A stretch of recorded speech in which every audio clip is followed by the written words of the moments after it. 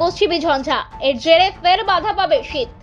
রাজ্যের আবহাওয়া নিয়ে বড় আপডেট দিল আবহাওয়া দপ্তর। বুধবার থেকে দক্ষিণবঙ্গের একাধিক জেলায় বৃষ্টি হতে পারে। বজ্রবিদ্যুৎ সহ বৃষ্টির সম্ভাবনা রয়েছে।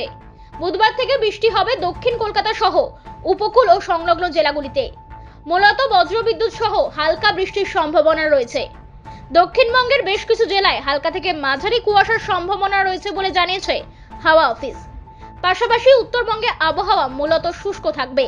বুধবার থেকে বৃষ্টির সম্ভাবনা রয়েছে দার্জিলিং ও কালিম্পংয়ের পার্বত্য এলাকায়। উত্তরবঙ্গের সব জেলাতেই হালকা থেকে মাঝারি কুয়াশা থাকবে বলে জানিয়েছে মৌসুম ভবন। মঙ্গলবারও রাজ্যে আরও একটু পারদ চড়তে পারে বলে খবর। এই মুহূর্তে নাগাল্যান্ডের ওপরে একটি ঘূর্ণাবর্ত রয়েছে। এছাড়াও সক্রিয় ঘূর্ণাবর্ত রয়েছে রাজস্থানে। শীতের বিদায় নেওয়ার পালা বলে মনে করছে হাওয়া অফিস। তামসী রায় প্রধানের রিপোর্ট, আর ভেনাম নিউজ।